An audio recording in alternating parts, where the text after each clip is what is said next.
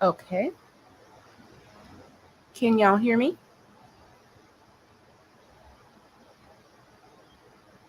Okay. Ah, Can y'all hear me? okay. So now, boom, we're in business. So, hello, hello, hello. Happy Thursday, guys. Happy update day. Um, we do class Tuesdays and Thursdays, 3 to 5. We've been using this case with Carmelo Anthony as a way to use our feelings wheel. If you go to thank you, you shared me out. Awesome. If you go to the community wall, you will see where this quote is. You'll also see a feelings wheel. You'll also see a script of when you I feel I want, so that we have that verbiage to be able to speak with each other with emotion. Um, with this, I'm gonna pull the feeling wheels up and just kind of while we're listening to it, kind of work with it. I will say I saw this, I saw it populate. I am local, so once I saw what this man was doing, and I did not find it odd that the father was behaving like a bully. Let me just say that I took it as him acting as a bully, as trying to usurp some type of authority. But it definitely, I did not like what this looked like. So I'm gonna pull this up. We'll start. You kind of listen to where the young lady, the newscaster, even she seems kind of unsure of what she should be doing.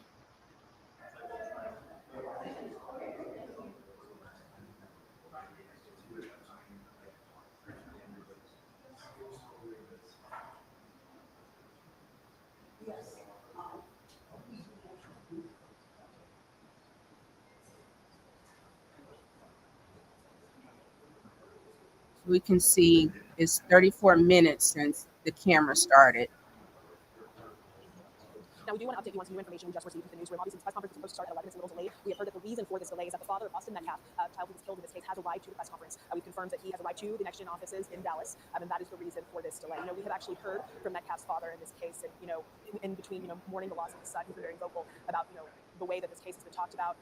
So he has arrived to this press conference. We haven't heard about any conversations that have happened at this point. I'm not sure what the energy of his presence is there, but we do know that the reason that this press conference is starting late is because he has arrived. Again, if you are just joining us, we are preparing to hear from Carmelo Anthony's parents, who are going to address the media for the first time, and we are now hearing that both the parents of the child who passed away in this case and the child who is accused of the stabbing and killing in this case are both present at this event. We will update you as soon as we have any more information about when this is going to start and any information about what is going to be shared here today.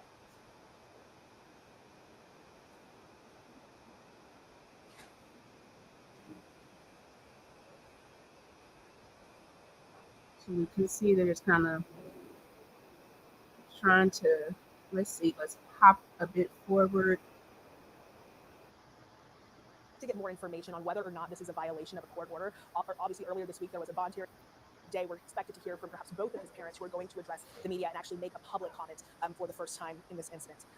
Again, if you are just tuning in now, Austin Metcalf's father, the victim in this situation, his father is actually standing by in this room. It's unclear if he was expected to be here. We're assuming not, being so that this is kind of a reason for this delay in this press conference. But again, we're just standing by in the room. Media is prepared to hear what the Anthony family has to say.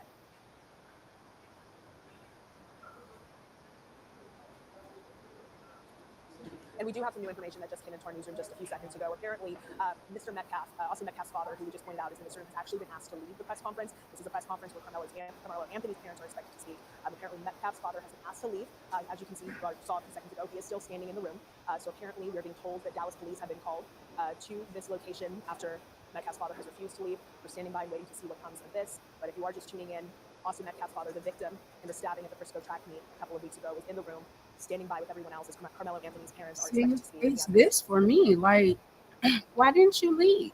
Like, he legitimately said for his own son, I don't understand why he didn't just leave. Now here your I'm big sorry, you grown see me nodding here. ass I'm getting is more not information from leaving. our producers as we stand This violence. doesn't. We're trying to get more It's not information on given whether for or not me. this is a violation of a court order. It's not Obviously, given. earlier this week there was a bond hearing in this case. This case has gotten a lot of attention. It's been very contentious. So we're trying to get more information on whether or not there was a no contact order put in place, and if Austin Metcalf's father being in this room is a violation of that court order. Being so, Kamelo Anthony's parents are expected to speak here as well. As soon as we have confirmation on that, we'll let you know. But just to recap this quickly, Austin Metcalf's father is in the room at this press conference that was scheduled and made public that Kamelo Anthony's parents were going to speak, and he has arrived. He has been asked to leave. He is still standing in the room, and we are being told that Dallas police have been called in this situation. We're going to keep you posted on that and keep standing by as we wait for the press conference to start to see what happens with Mr. Metcalf being in the room. And we'll just leave you here with a look at the room, and we'll update you with information as we go.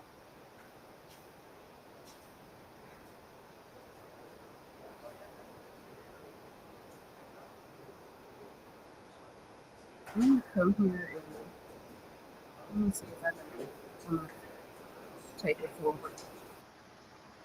Again, he has been asked to leave. Obviously, he's still standing there, so it's unclear. So Again, was asked to leave. So you see this And we'll just leave person? you here with a look at the room, and we'll update you with I'm information. gonna push pause. If you see those sunglasses right here, in between where the camera guy is, that's the dad. Like, what are you doing? Why are you there? Like, you're not there because this is, I'm sorry, it's giving intimidation. And this goes back to like, I'm gonna need for the palm colored people to understand it's 1950 nevermore. It's 2025, boo. Like, why are you here? And you legitimately are where you are not supposed to be, which one, the irony, two, you've been asked to leave multiple times now. The delay is already an hour. I can't. I'm sorry. It's given this is how you raise your sons. It's giving your kids have entitlement issues just like you.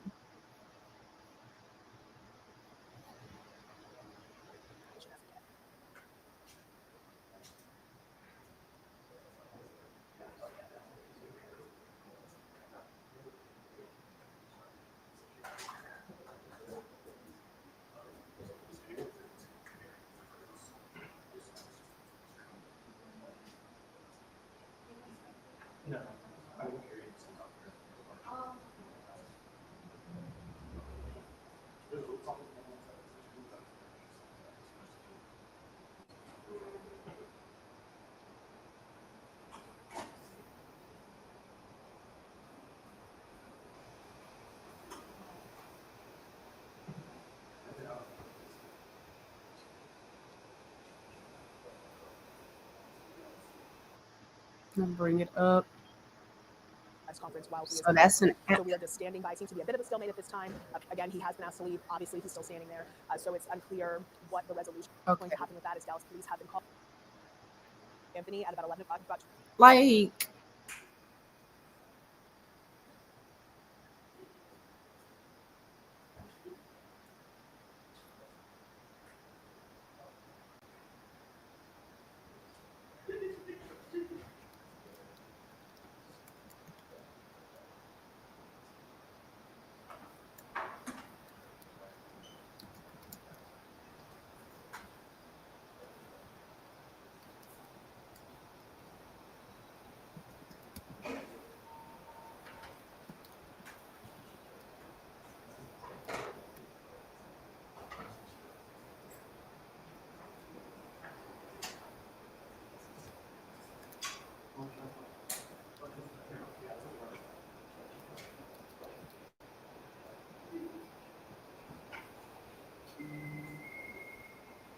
And we are bringing you back here on WFAA Plus to the Next Generation Action Network office in Dallas, where we were expected to hear from the family of Kamelo Anthony at about 11 o'clock. It's about 20 minutes past the hour. And we were told that this delay is because unexpectedly, the father of the victim in this case, Jeff Metcalf, the father of Austin Metcalf, has arrived. He's standing there behind that camera. You can kind of see his shoulder there in a blue shirt. We were told that Mr. Metcalf was asked to leave. He has refused to leave. He's still standing there. We're told that Dallas police have been called. If you are unfamiliar with this case, or if you seem to be caught up on it, it's been almost exactly 2 weeks. Yesterday marked 2 weeks since refused to leave and DPD had to be called.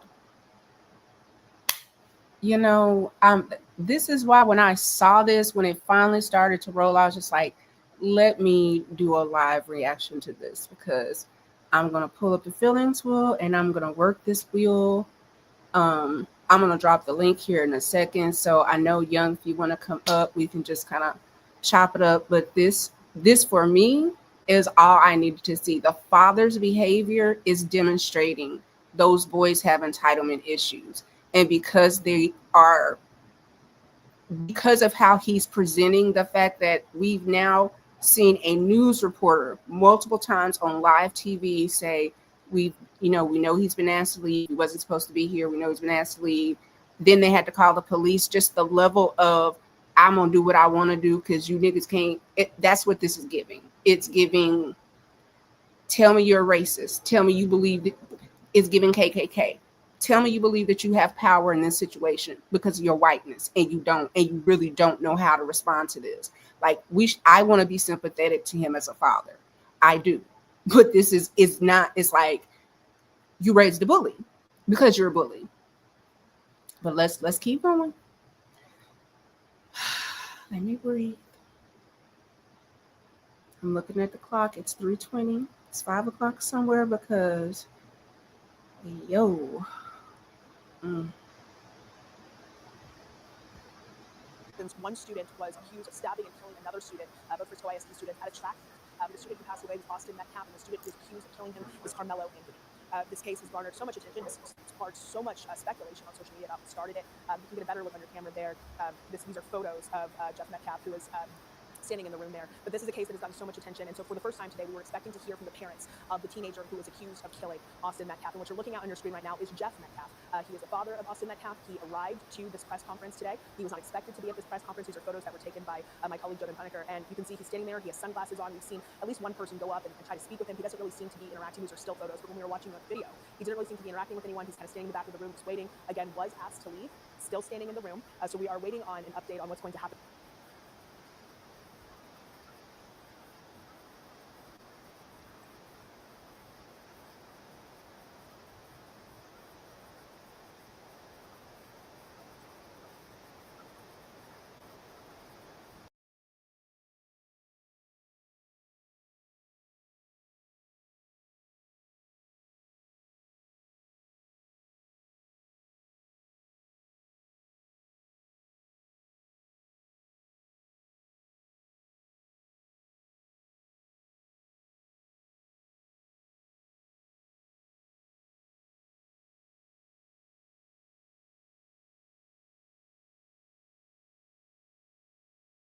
Advocacy group that is actually hosting this press conference has said that they will not start this press conference until Jeff Metcalf leaves this office. So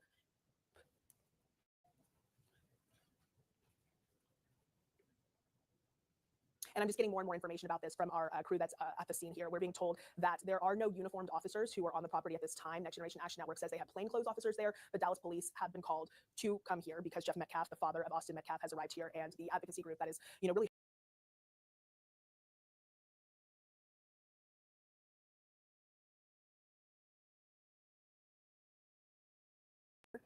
we will keep you updated. We're going to stay here until we see what happens here, and we'll take it. And we just panned in the room there. We're taking a look at the podium at the office. This is where we're assuming when there is a press conference, if there's a press conference, this is where they will be. But what we were looking at, if we're able to pan back, I'll point out to you Jeff Metcalf, who has arrived at this scene, who is the father of the teenager who was killed almost exactly 2 weeks ago at a track meet. Again, this press conference, there he is right there. Those are photos of him standing in the room, again with sunglasses on, just standing there. He was asked to leave. He said no. He's still standing here. This was a press conference where Kamelo Anthony, the teenager who was accused of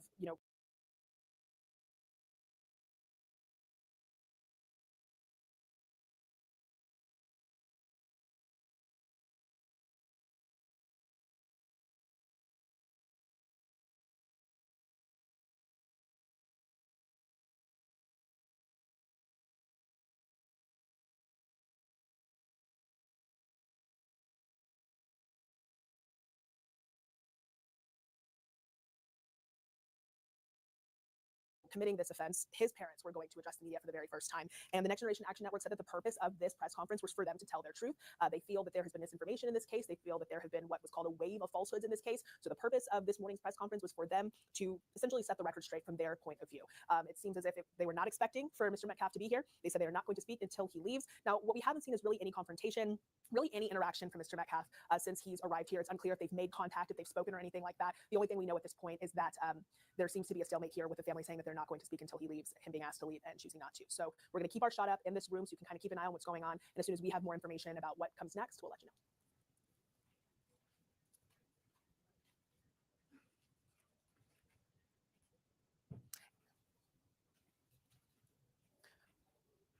Yeah, what you're looking at now, these are some still photos that came from the field of the father of Austin Metcalf, the teenager that was stabbed and killed at a track meet 2 weeks ago. This is him in the room, standing with media. If you're just joining us, just going to walk you back through this case. I want to make sure that everyone's familiar with the details of it. Yesterday marked 2 weeks since a student stabbed and killed another student at a track meet, Frisco ISD students, in a case that has really just sparked so much conversation, so much debate on social media, online, not just in North Texas, but really all over, with so many questions about how this started, what led up to this, and tragedy, really, for both families. So for the first time today, there was a press conference that was scheduled to be held by the Next Generation Action Network in Dallas, where the parents of Kamelo Anthony, who is a student who was accused of stabbing the student who passed away, he is facing a murder charge. His parents were going to speak and address the media and set the record straight from their point of view. Of course, that has not started yet. Unexpectedly, the father of the teen who was killed, Jeff Metcalf, father of Austin Metcalf, has shown up and is standing in the room. So that's kind of where we're standing with that right now.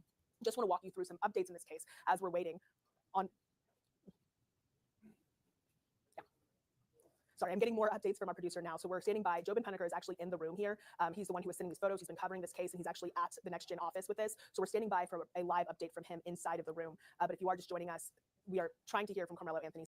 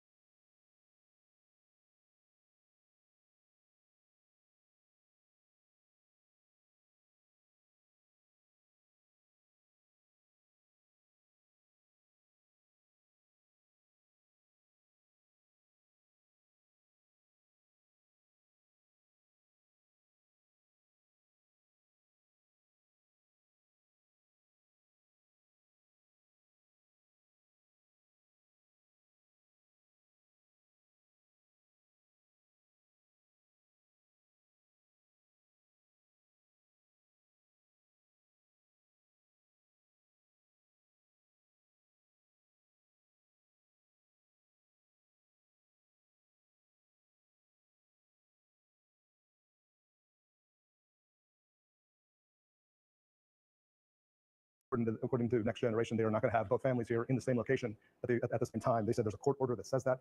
We've been looking through some of our documents. I don't think there's anything that says that per se. Now, there is some language that says Kamelo Anthony cannot have any connection with the Metcalf family in any way. So we're still trying to figure out what's going on here. Still a very fluid situation. Again, a delay here. It's supposed to start at 11 o'clock. It is now after 11:30. We'll see what ends up precipitating here. Obviously very heightened when you have this situation in both families in the same room when they haven't had this before. So that is understandable. Okay, well, listen, we'll check back in with you. We know you're talking.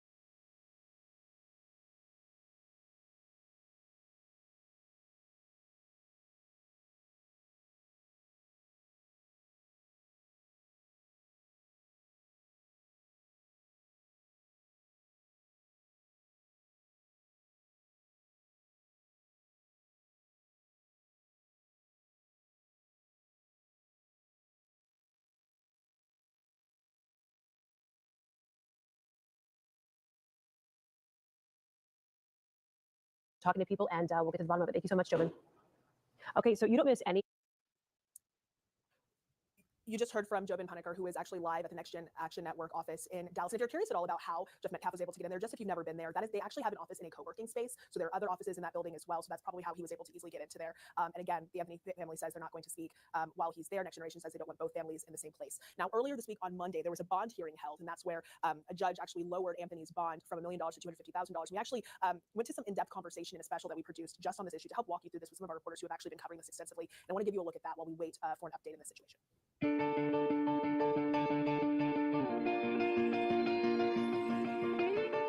Thanks for joining us here on WFA Plus. I'm Chris Sadeghi, and we are going to take you inside the hearing, the bond hearing for Kamelo Anthony that happened on Monday morning. There's a lot of public interest on this case. There were no cameras allowed inside the courtroom. So joining me are Jobin Puneker and Brittany Moncrief. The three of us were inside that courtroom, and we're here to really take you through what was said, what you were not able to see here because of the ban on cameras. We are going to take you from before the hearing to everything that happened during, and then everything that happened after. And then we have the raw interviews with the DA, the defense attorney, and also the NAACP. I want to start before the hearing. Jobin, you cover Collin County a lot. You've covered a lot of cases at that courthouse. Can you compare the security detail for yesterday's hearing compared to others that you've covered? So I've been covering Collin County for 12 years, covered some high-profile cases in Collin County, now court trials in Collin County. We had the Grace Ford murder case, toddler who was killed. We had Christina Morris, first missing, then later found dead, that murder case. And then the Billy Shamirmir case that also had some Collin County connections as well. So this was a bond hearing, and normally bond hearings happen within minutes. And it's usually a stack of papers, and the judge goes through them and says, you know, bond approved for this amount, and they go through a lot of them all on Monday, and they happen, like I said, within minutes. This was not the case, right? We had a setup, we had a media plan. They had a plan for all the media to get there early. There was security. There were 8 to 10 officers, 8 to 10 deputies from the Collin County Sheriff's Department. There we had to go through 2 sets of metal detectors to get into this bond hearing, very unlike what I'd normally see. Yeah, and Brittany, the two families, the Metcalf family and the Anthony family, one thing I observed is the deputies that were there that Jobin mentioned, they had a plan to make sure the families were on different sides of the courtroom and also leaving the courtroom when it was done. One went after the other to prevent any kind of conflict. Absolutely. They had pretty much, it seemed like a pretty strict schedule. Even when we were waiting in the lobby area right outside the courtroom, we saw Anthony's family be escorted into a side room. And around 8:30 is when they decided to let media in. And then at exactly like 8:40, that's when the family started going in. And even when we went into the courtroom, we were filed in one by one, and they made sure each seat was filled. Media in the back. We sat right behind Metcalf's family. And then on the opposite side was Anthony's family, the Anthony family. So once everybody was inside the courtroom, the first thing we were looking for was when Kamelo Anthony was brought into the courtroom. Was there anything about him, his appearance that you observed, or the reaction in the courtroom when he entered? So before we get into that, I wanted to mention that there were no, as you said, no cameras inside the courtroom, which is normal for Collin County, right? What's also normal for Collin County is you're not even allowed to have cameras in and around the courtroom. So the only place where you could have cameras was in the lobby. So all the photographers were out in the lobby, the reporters were out near the courtroom. So we all get escorted in, and there's always this it gets really quiet as soon as the defendant walks in. And in this case, it's Kamelo Anthony, a 17-year-old kid, and he's in a yellow jumpsuit. He's handcuffed, and he's walking in, and it gets really quiet because the families are set. Families are on opposite sides of the courtroom. The media's in the back, and it gets really quiet as soon as he walks in, and then he looks straight at the dais. Yeah, Brittany, did you observe any emotion or movement or action? From my vantage point, it looked like for pretty much the duration of the hearing, he was pretty stoic, staring straight forward. Absolutely. The whole time, just straightforward. We didn't see him turn to his family, the other family, nothing at all. One thing that we did notice, though, was Austin Metcalf, his mother, immediately, before the hearing even began, you can see her kind of hunched over and someone there kind of comforting her. So it appears as though she might have been crying or pretty emotional during that time. But when Kamelo Anthony came in, like Jobin said, it was pretty much quiet, all eyes on him, and he just kept looking straight ahead. So then Judge Angela Tucker enters the courtroom, and she began the hearing really by pointing out the unique nature of this bond hearing. Some of the things we've talked about, the public interest, some not so great things that the general public is doing, the impact they're having on this hearing. Jobin, her pregame speech, if you want to call it that, was very interesting. And also that's something from my experience covering courts that you don't always get from a judge being that upfront, that right way. And she set the tone very early, and she started off by saying, listen, my office has been inundated by emails and calls from the public who are interested in this case, and I need you to understand.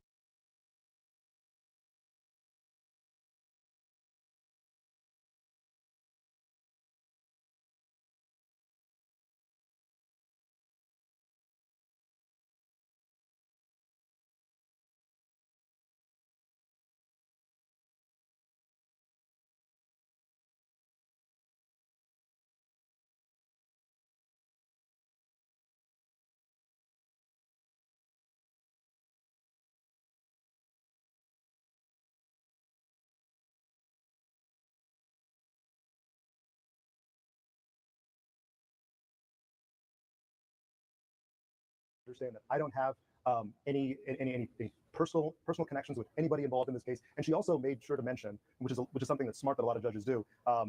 She mentions that, one, I don't have any connection, and also I've been randomly assigned for this bond hearing, which is the way Collin County, and I'm assuming a lot of counties do it.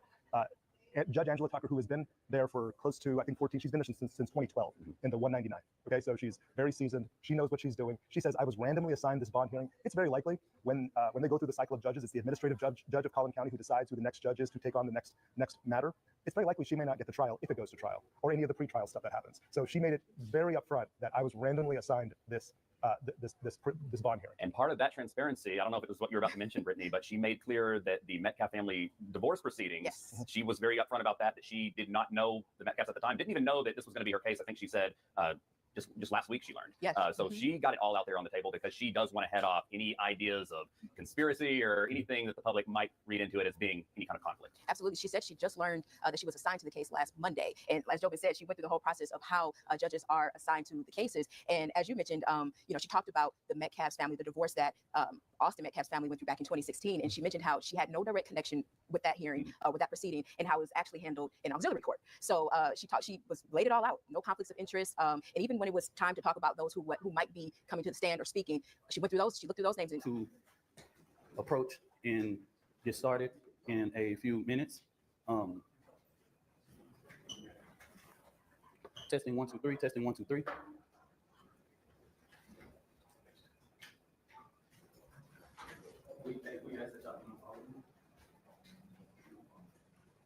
The gentleman that you just saw there on your screen at the podium is Dominique Alexander. He is the president of the Next Generation Action Network. This is the advocacy group that is actually hosting a press conference for the parents of Kamelo Anthony. They've been releasing statements for the family. We get started so we can put some house rules together.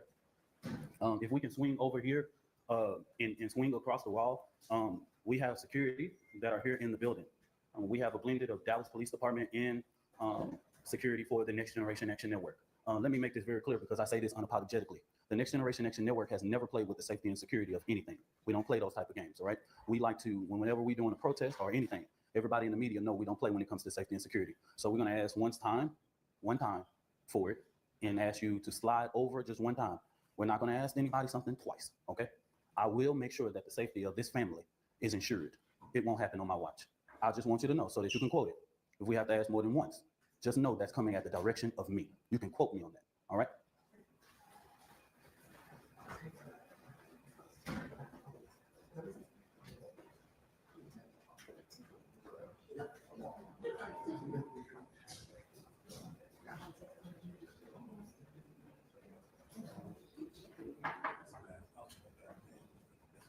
You just heard from Dominique Alexander, the president of the Next Gen Action Network. We are expecting to hear from the parents of Kamelo Anthony, the high school student who was accused of stabbing and killing another high school student at a track meet about 2 weeks ago. This press conference was delayed because the father of the student who was killed unexpectedly arrived at the press conference. Originally, the Next Gen Action Network said that the press conference would not go on as long as Jeff Metcalf was in the room. It's unclear. I'm trying to get information about if he is still there, how that was resolved. But the president of this organization says that they are starting here in a few minutes.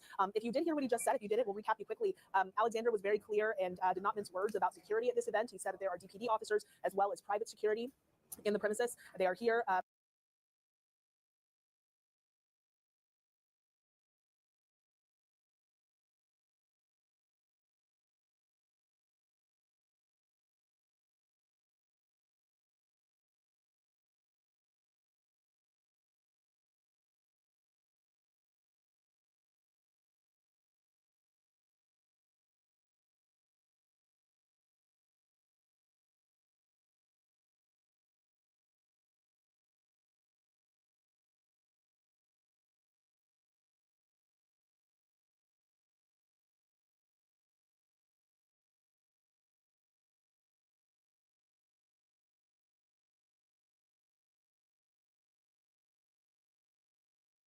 He said he was very, very clear in saying that they were only going to ask once for safety precautions to be taken. And he said, that is their big priority with this press conference. Again, unclear if Mr. Metcalf is still in the room.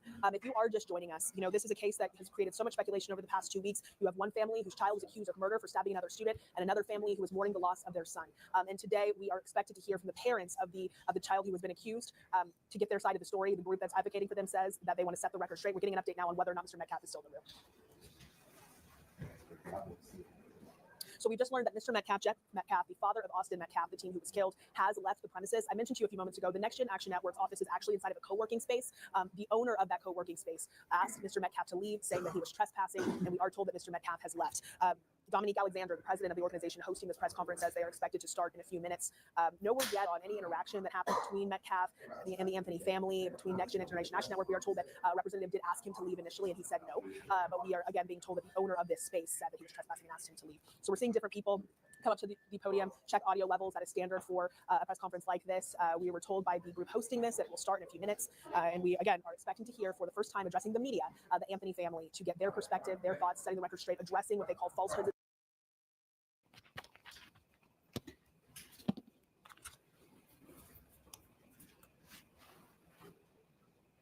One, two, three. 1, 2, 3.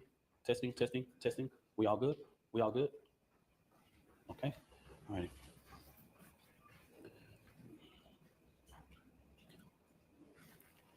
I want to start off this press conference to say something as a deep note that I can tell America. What we've seen at the beginning of this press conference, the father being at this press conference, these are my words, don't quote anybody, is a disrespect to the dignity of his son. Next Generation Action Network from the beginning has respected the loss of life. No matter our opinion of it, we have kept our opinion close. We have not attacked. We have not shared the information that was shared with us about Austin Metcalf because we respect the dignity of life and loss. And as a minister, I would not attack a grieving family, even if I disagree with them. When I have stood before this podium for people who have died at the hands of law enforcement, I have asked for that same manner of respect. And even when the shoe is on the other foot, I will not do that. And all I'm going to say, so it don't be asked later, is that was disrespectful and just shows you all the character. Who was not invited, he knows that it's inappropriate to be near this family, but he did it. And so I say to people, actions speak louder than words, okay? What he has failed into is the political operatives that want to make this thing a political thing of hate, yet bigotry, and yet racism. We have conservative operatives that have been posting nonstop about this case. It is outright disrespectful. We haven't been doing it. The Next Generation Action Network has been here, popular and unpopular. So regardless of what's going on, that was disrespectful. Disrespectful. And I will leave it to y'all to define it. But of course we want to. Y'all, I'm Minister Dominique Alexander. I serve as the president of the Next Generation Action Network. Today I come before you with a heavy heart, but determined in spirit, not just as an advocate, but as a Black man, as a father, as a protector, in community, and children. There are 4 critical points I must address today, and I want to make sure that the public and the media and everyone who believes in truth and justice. First, the misinformation about the fund. From the very beginning, there was an intentional disinformation surrounding the fund created in the support of the Anthony family. The Kamelo Anthony Fund, hosted by Give, Send, Go, let's be clear, the family has not received one dime. Any of the media could have verified this, but we saw on Twitter,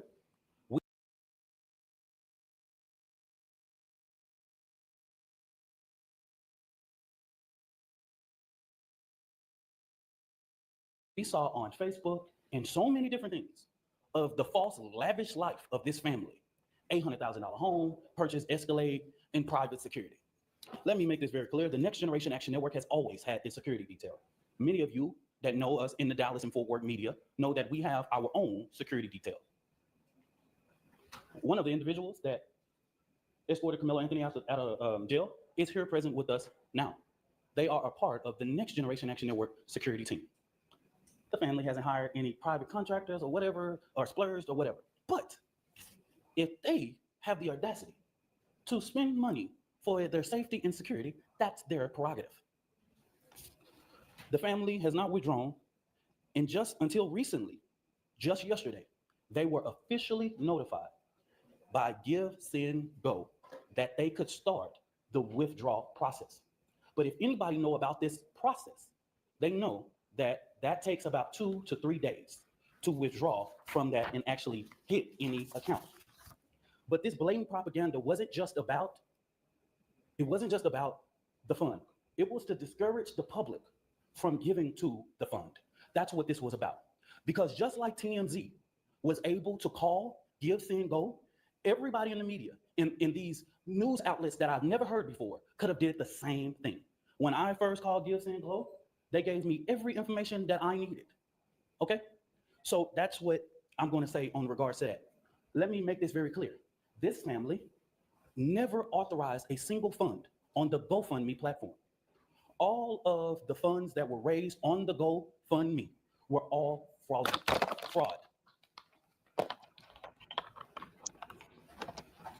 Okay.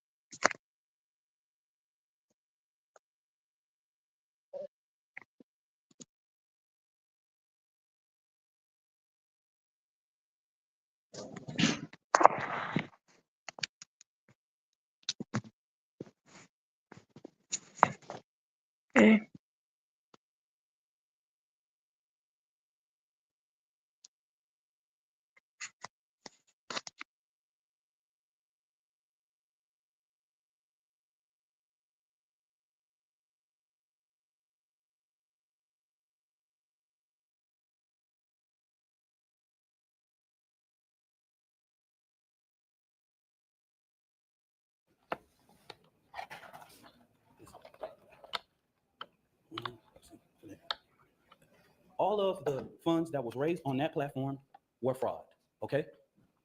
The family was the first to report these funds. One of the funds we identified raised up to $11,000. So a post about anything that stated that GoFundMe took everything down regarding Kamelo Anthony, that was at the request of the family and their supporters. This family never tried to create an account on GoFundMe. The Next Generation Action Network is very well aware of the company's policy regarding raising funds for legal defense, okay? Since this tragedy unfolded, the Anthony family has been subject to unimaginable amount of hate, racism, threats to their safety. People have sat outside their house, sent objects delivered to their door, publicly harassed, online and in person. This is not just about Kamelo. It's about the family who dared to stand in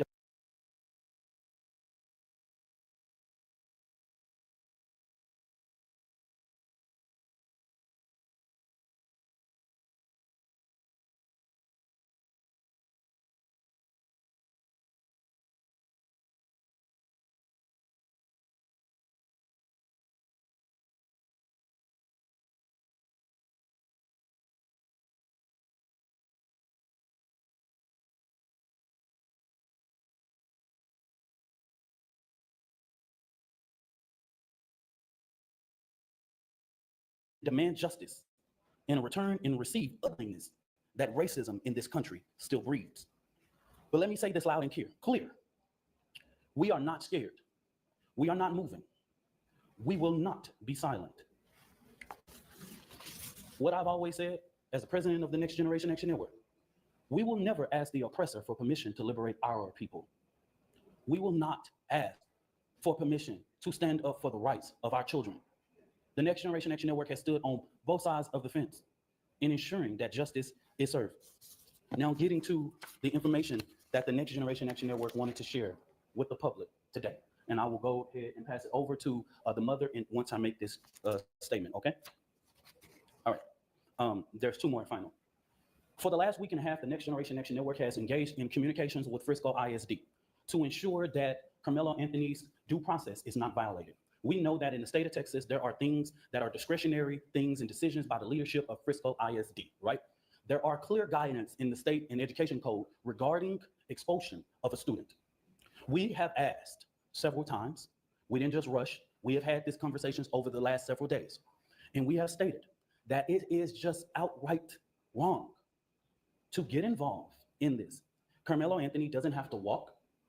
He doesn't have to involve in any senior activities, but Kamelo Anthony is a 3.7 GPA student. And if he doesn't even go to class for the remainder of the year, he would graduate, okay?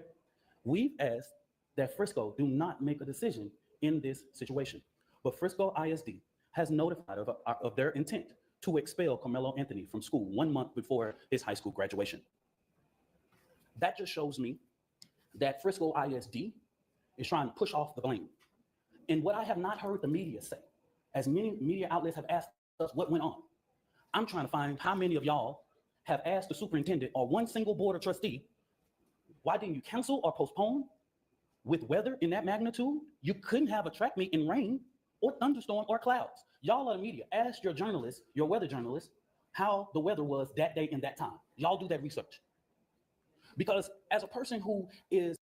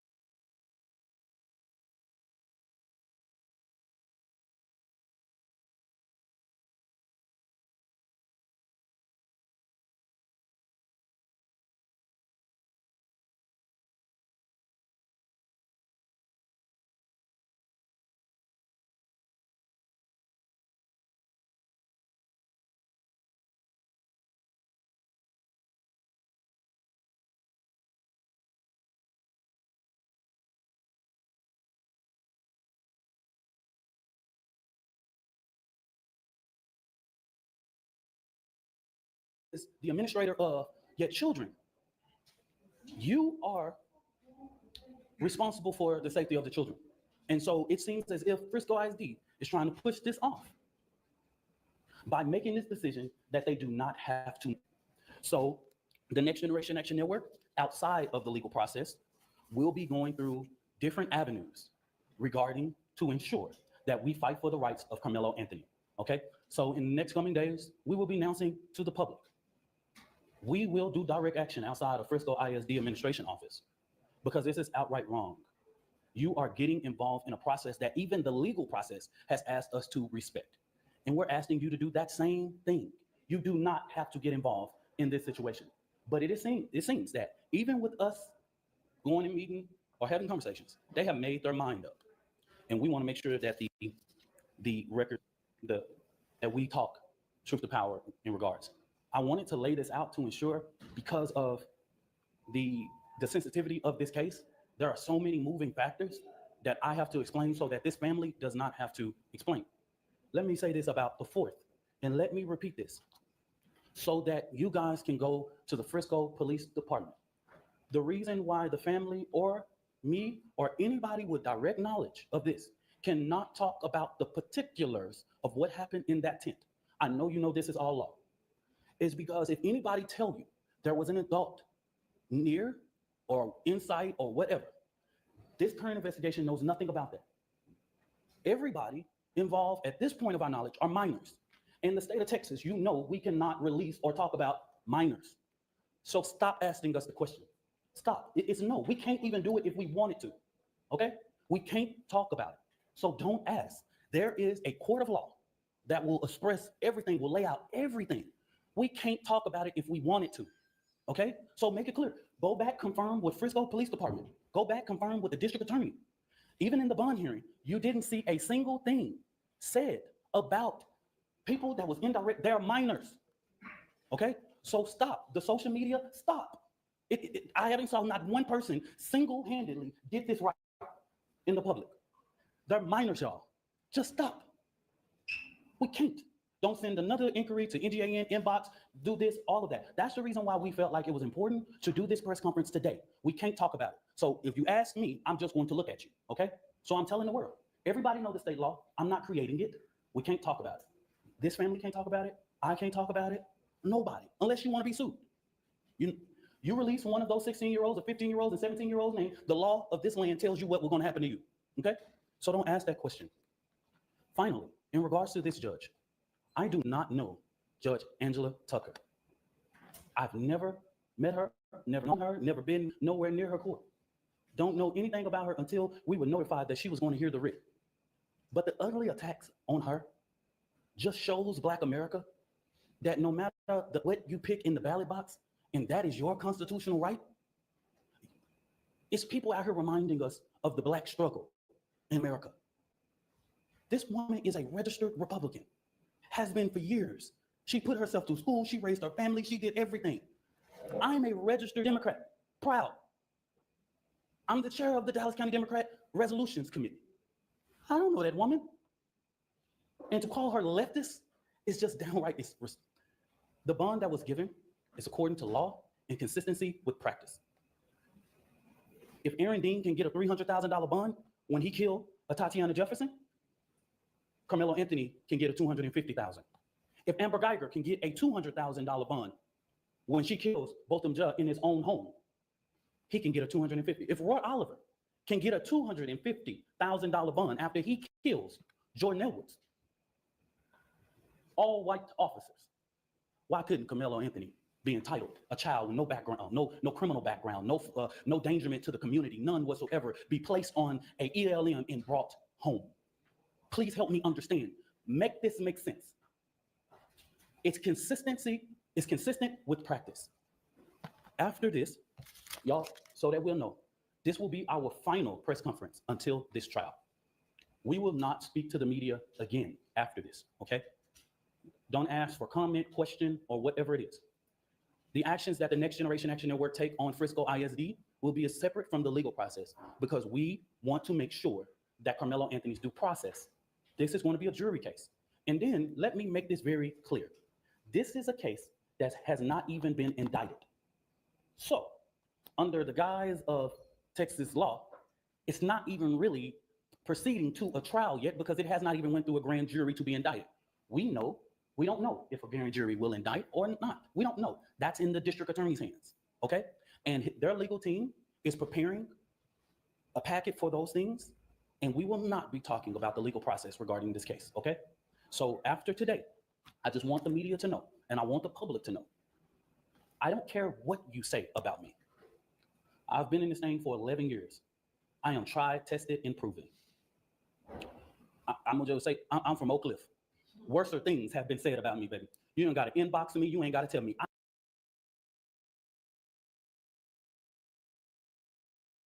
I am the first person to tell my testimony. I don't have to prove anything to nobody. I am a proven testimony standing here that God, even when you make mistakes, God is not finished with your story. I'm going to bring this mother, Kayla Hayes, and it has taken her a lot of strength, y'all, to come and do this today. And I want you guys to respect her as she reads this and giving her the respect that she deserves, y'all. Good afternoon. My name is Kayla Hayes. I am the mother of Kamelo Anthony. 3 years ago, my family moved to North Texas searching for a better life. Like so many other families, we wanted to give our children the future we did not have. My husband worked hard every single day to provide for us, to make sure we're in the best financial position possible. As a stay-at-home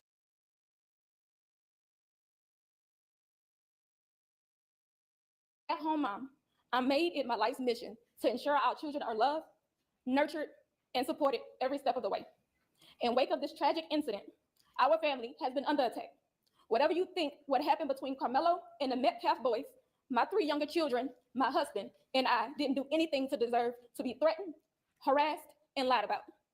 The lies and false accusations that have been said about us, especially over the past week, has been overwhelming. The lies and their amplification put my family in danger, as well as everyone in our community, everyone involved in the investigation, from the police, the attorneys, and the court staff. Our address and my husband's previous employer's address has been put on all social media platforms. My husband had to take a leave of absence because he's afraid what may happen to our family. His mental health is deteriorating day by day. We have endured death threats. My 13-year-old daughter is afraid to sleep in her own bedroom because she's fearful of what may happen to her. And let me be clear, the claims that were used about the public donation to buy a home or anything else are completely false. We have not received a single dime from the Give, Send, Go fundraiser. and the co-founder has stated that clearly. In the reality, we were just notified yesterday that we could begin to withdraw funds. And it still takes several days to receive those funds once a request is made. I don't know why we are being targeted and discriminated against before a fair trial. Our son deserves the same rights under the law that everyone is afforded to. He's been raised in a two-parent home with structure, stability, love, and we put God first in everything that we do. We believe in the Constitution, we believe in the laws of this state, but those laws must apply to all of us, not just some of us. To be clear, we will not speak publicly about specific details of what happened under the tent on that rainy and awful day. There's an active investigation that everyone involved wants to be full and fair. We believe in the legal process, and that is where the truth will come out. To the family who experienced the loss, my heart truly goes out to you. To those who have supported my family, thank you from the bottom of our hearts. We ask for your continued support, patience, and prayers as we navigate this difficult process. Thank you. Y'all, I'm gonna show something up of a post. You come for me, I come for you. Sarah Fields, never heard of this woman. This is the kind of despicable things that led to the father being here. Political operatives motivating this family with hate. Kamelo Anthony posted on something that shows, posted here. These are the type of lies that are threatening this family. Posting the family's picture. These are the type of lies. She's getting millions of views on this. Sarah, she's even came after me. She's even said all of those things. And now that the public knows exactly what is going on, I asked, because these racist bigots try to prevent us from standing up for our baby, our boy, he should be afforded the same rights that Cal Rittenhouse had, Daniel Penna, and all of the people who have claimed whatever their defense was. He should be afforded the same right. Nobody in the public media has one video camera, but we got the video of Cal Rittenhouse with an AK-47 shooting 3 people in the back. We got that. And he raised more than $2 million publicly, and nobody said anything. So since they tried to come for us, I call for the community's overwhelming support for this fund. The disinformation that was put out was literally deliberate to prevent you from helping this family. And I want you to give overwhelming support to show them the community united can never be divided. And I'm gonna say this again, and this is for everybody. Black people in America, while the current occupant sits at 1600 Pennsylvania, Black people in America don't have to pull the race card. It's what we live as a reality every day. It's what we have to teach our children. We don't want to, but we have to. We don't like to, but if we want to sleep at night, we got to. I ain't pulling no race card, I live it. I'm reminded all the time that I'm a Black man in America. And what y'all just showed to Judge Tucker is just reminded that hate and bigotry and racial reconciliation in this country, we have respected the process. I believe that Austin Metcalf is about to have his funeral. And I wouldn't dare, even with the information I know, and plenty of people can share that and all that, but we have prevented from speaking about that in these type of public forums. It will come out. They have a more than well-capable attorney, and this family will go through a process of being able to get prepared for this trial. So I just say this real quick.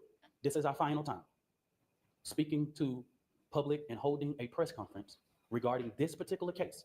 Now, the Next Generation Action Network will talk about Frisco ISD, but we will not do this. I will not ask this mother to do this again. The attorney will not. We won't do this again. Don't ask. We will see you at trial. Whatever venue that is, we will see you there.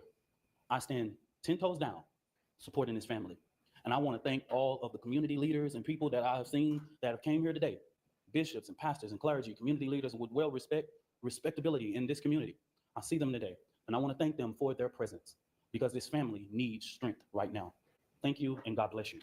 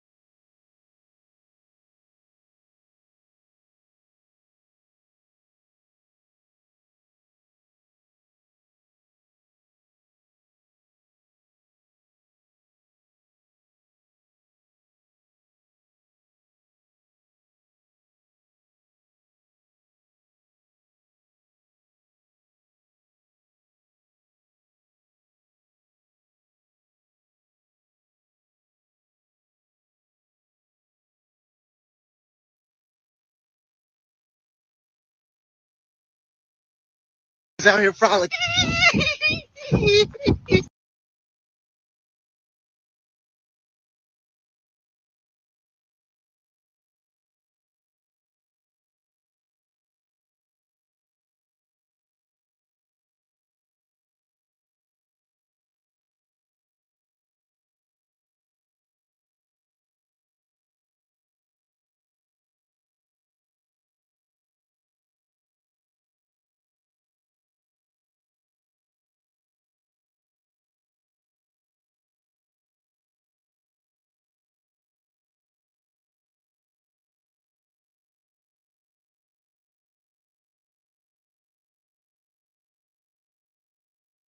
You got a man that can hand all these keys. I'm like, can't try, you gotta stand up, show time, I see. I'm like, Eshawn, begging you just hustling back was nigga you didn't want. I just felt these up that you not good for anyone.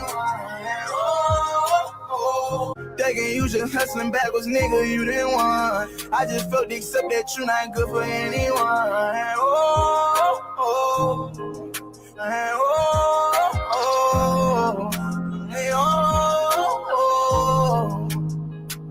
I got feeling in my soul. They say that he ain't gonna be here long. I see myself on top of the mountain. I'm smoking strong, I'm keeping strong. No more riding with that window down. Hanging out trying to lay them down. My soul I still ain't think I found. When I tell bro on the phone, I ain't even been worried about no jury now. So my girl don't wanna have bust down. I ain't even been worried about the jury now. I've been wanting to do right since I touched down. I've been watching the way I influence now. I ain't posting out a picture I moved on. I'm responsible to all these cheering now. Even though that they label me tough long. Back into my number. This is not an angry black poem, though I'm angry and I'm black. This is more of a cry for all the black men who were never given permission to cry, for all the black boys tried as men who were taught not to feel by people who did not love them, who were taught not to feel by people who did. I know that I'm a black man. I've seen the reflection of my skin in the eyes of too many stares in my lifetime to forget. The first time I was taught how not to feel, I was 9 years young, my lungs still learning to breathe in America. That day, I witnessed the police talk down to my uncle like he wasn't a skyline, like I didn't look up to him, like he wasn't a king in baggy FUBU jeans with a smile that echoed the sound of war ending and peace rising from the ashes. I can recall my heart balling into a clenched fist, bare-knuckled aim towards his reckless mouth, calling my uncle every name but the one my grandmother gave him. When the cop handed him back his driver's license, along with his dignity, the car ride home was a silent one. Tension filled our vehicle like thick fog. My uncle threw his smile in the back seat and his joy traveled somewhere distant. His face became an abandoned church on Sunday, and I was an opera prayer sitting in the front seat, not knowing what to do with my body, so I mimicked his mad. I figured if we had the same growl on our face, he would remember that I was his kin. Later that evening, he sits me down and talks to me about what to do when I'm stopped by the police. His voice, serious as a siren howling through the projects. It was then when I realized that this is not the first time his smile was arrested for no reason. But what was sad is that he did not talk to me about how he felt, about where he hid his anger when we got home, about the pain still a river rising in his eyes from the first time the police beat him because his skin blended too well with midnight past curfew. He just carried on his day. Like being harassed by the police was normal because in his world it was. In his world, no one ever gave him permission to feel. In his world, he was treated numb and then was accused of being numb. 3 years later, on one tragic night in Chicago, my uncle lost his smile for good when a bullet missed a crowd of folk and landed in his skull. I remember his funeral like it was this morning. He laid still as a night star in the casket. I pressed my curious fingers against his lifeless body. He was cold, hard, numb, void of emotion, just like his environment taught him to be when he was alive. Groups of women in my family took turns screaming in unison like a choir of grieving mothers. But all the men in my family sat in the pews, still as stone, trying not to crumble, pretending not to be broken. They were also lifeless. The only difference between their faces and my dead uncle was the occasional tears escaping their eyes like runaway slaves down the field of their cheeks. There is no scene sadder than hurting men, afraid to be hurting men in public. The second time I was taught how not to feel, it was doing his repast. My heart was still confetti, still learning the beats of the rhythm of my uncle being gone. My older cousin, who experienced too many deaths in his young life, said, "Boy, why are you still crying? Don't you know it's time for you to be strong for your family? Your mother doesn't need a weak man in the house at this time." My tear ducts dried up and became a deserted land. And in all my years, the men in my life have taught me that my emotions is a disease, because where I'm from, showing the wrong emotions might get you killed, or worse, you will live in the shame of being human. For so long, I thought my emotions were weakness. It took 2 years into my marriage for my wife to see me cry once, and when she did, I thought I failed her. I thought she doesn't need a weak man in the house at this time. She doesn't need a husband so human. The first time I was taught how to feel, I was in counseling. I was sitting on a chair that felt nothing like home. My heart was sitting on my lap, bare and bleeding, vulnerable for the first time. I was processing my soul to a trained therapist who knows God and knows broken people like me well. She said, "Preston, you have been set free from your sin, but you haven't been set free from the sins others committed against you." She said, "I'm here to help you be set free from the lies of your childhood." She said, "Being able to mourn properly is a gift from God that you are afraid to receive." And I see now that a man mourning doesn't make him weak. It keeps him alive. It keeps his insides from becoming a funeral. When grief comes out, it makes room for life to come in. For so long, I've been holding my breath in fear that breathing will make me look like less of a man, not considering the God who made my lungs or the air that feeds them. Where I'm from, no one points us in the direction of counseling. So what are we to do with all this trauma trapped in our bodies? This last year, God has shown me that it's not just his job to make me his, but he's using therapy to make me whole. This is the end of the poem, because I don't have this emotion thing all figured out yet. But I know one day God will complete the work that he started in me. And on that day, I will smile like no one's watching. I will laugh like I found a fistful of joy. And I will cry. Y'all, I will cry whenever I feel like it.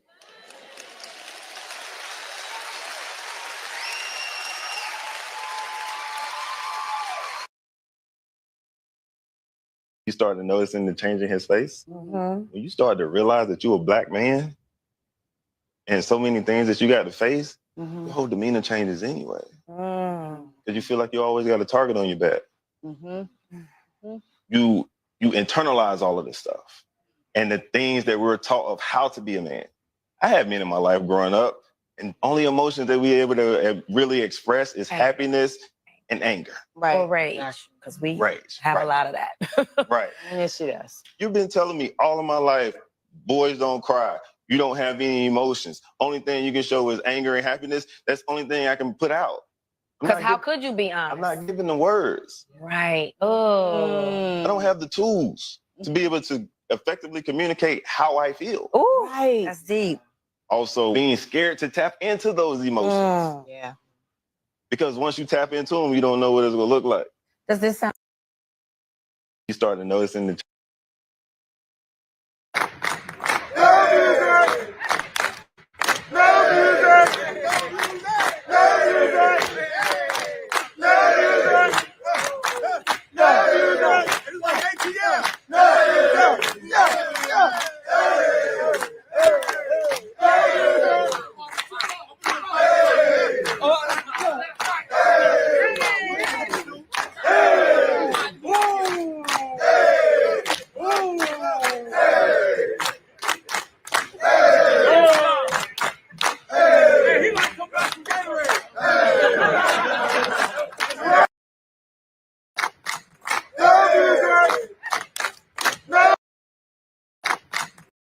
you start noticing the.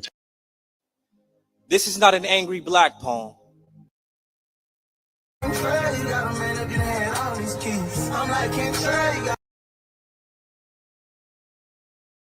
Out here frolicking. We frolicking, huh? Yo, we frolicking. I'm frolicking, son. Yo, this is dope, yo. I'm frolicking out here in this field, son. What? Yeah, and I'm happy to. Out here frolicking.